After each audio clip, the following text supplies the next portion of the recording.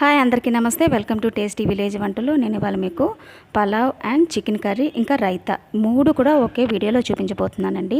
పలావ్ అనేది బాస్మతి రైస్ కాదండి, నార్మల్ రైస్తోనే చేస్తున్నాను. చాలా బాగుంటుంది, పొడి పొడిగా వస్తుంది, చాలా బాగుంటుంది.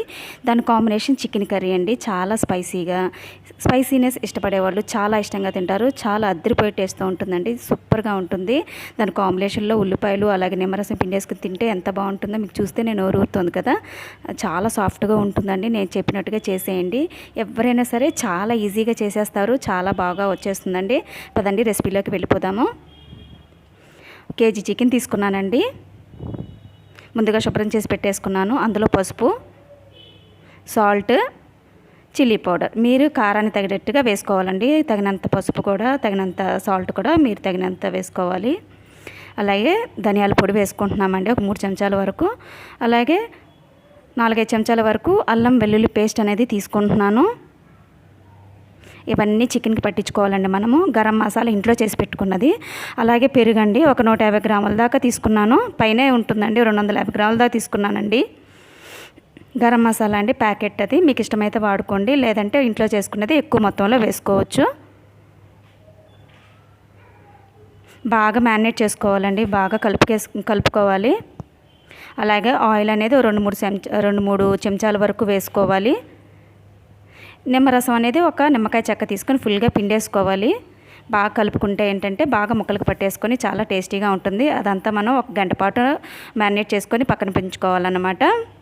అలాగే బాండెలో ఆయిల్ అనేది వేసేసుకుంటున్నాను. లవంగ, దాల్చిన చెక్క, బే లీఫ్ అదే అండి, బిర్యానీ ఆకు వేసేసుకొని ఉల్లిపాయలు వేసేసుకొని మగ్గించుకుందామండి. మూత పెట్టేసుకొని మగ్గించుకుంటే త్వరగా మగ్గిపోతాయి. మగ్గిన తర్వాత టొమాటోలు అనేది యాడ్ చేసేసుకుందాము. అవి కూడా బాగా మగ్గిపోవడానికి మూత పెట్టుకుంటే బాగా మగ్గుతాయి త్వరగాను.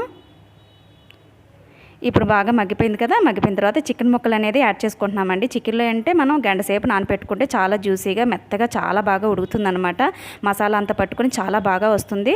ఇప్పుడు మనం ఏమీ యాడ్ చేసుకోక్కర్లేదండి, మసాలాలు యాడ్ చేసేసాం కాబట్టి. ఇప్పుడు పుదీనా, కొత్తిమీర అనేది వేసేసుకుంటే ఉడికినప్పుడు చాలా బాగా వస్తుంది. ఇప్పుడు మధ్యలో వేసుకోవచ్చు, అలాగే లాస్ట్లో కూడా వేసుకోవచ్చు అండి. ఒక పావు గంట తర్వాత నేను ఇలా చూస్తే ఆయిల్ అంతా పైకి వచ్చేస్తుంది అనమాట. చిన్న మంట మీద పెట్టేసుకుంటే దాదాపు 20 నిమిషాలు పడుతుందండి.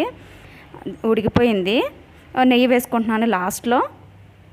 చాలా బాగా ఉంటుంది నెయ్యి వేసుకుంటే, మీకు ఇష్టమైతే వదిలేయండి. చాలా మెత్తగా ఉడికిపోయిందండి. ఒక మీడియం టు లో ఫ్లేమ్లో పెట్టుకుని ఉడికించుకున్నాను. చాలా బాగుండిందండి కూర అయితే. చివరిగా ఏంటంటే కొత్తిమీర, పుదీనా చల్లుకొని దించేసుకోవడమేనండి. చాలా బాగుంది.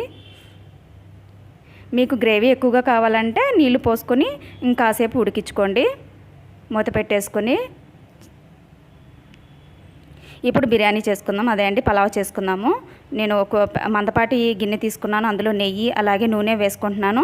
హోల్ గరం మసాలా అండి, మీకు దొరికిన బిర్యానీ స్పైసెస్ అన్నీ కూడా వేసేసుకోండి. షాజీరాతో పాటు బిర్యానీ లవంగ, దాల్చిన చెక్క, అనాసపు అన్నీ వేసేసుకోండి.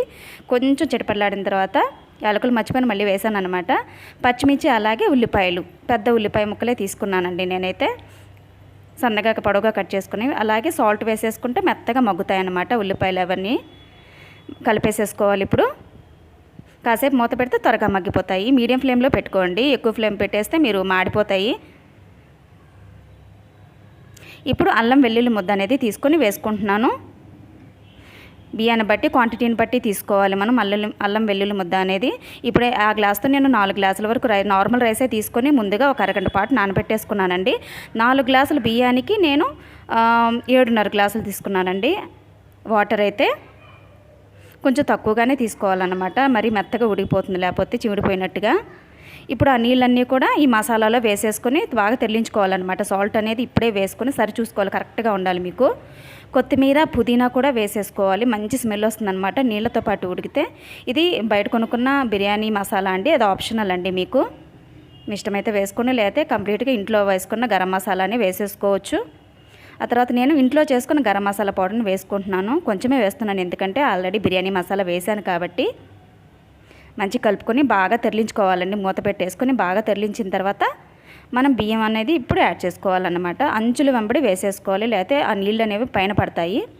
మీరు బిర్యానీ రైస్ అయినా సరే, ఏ రైస్ అయినా సరే ముందుగా నానబెట్టుకున్న ఒక అరగంట పాటు బాగుంటుంది పొడి పొడిగా. చూడండి ఇలా చిన్నగానే తిప్పాలి, ఎందుకంటే బియ్యం అనేది విరిగిపోకుండా ఉండాలంటే ఎక్కువసేపు తిప్పకూడదు. మీరు సాల్ట్ అనేది ఇప్పుడే కరెక్ట్గా చూసుకుని యాడ్ చేసుకోవాలి. మూత పెట్టేసుకున్న తర్వాత హై టు మీడియం ఫ్లేమ్లో పెట్టుకున్న తర్వాత ఒక 10 నిమిషాలకి ఇట్లా అయింది. నాకు లైట్గా కలిపాను, ఎందుకంటే ఆ మసాలాలన్నీ ఒక దగ్గరికి వచ్చేస్తాయి. అందుకని మధ్యలో ఒకసారి తిప్పితే మళ్ళీ మసాలాలన్నీ బాగా రైస్కి పడతాయి. ఇప్పుడు నెయ్యి అనేది వేసుకుంటున్నాను. మీ ఇష్టం వచ్చినంత వేసుకోవచ్చు, నెయ్యి అనేది ఎంతైనా వేసుకోవచ్చు.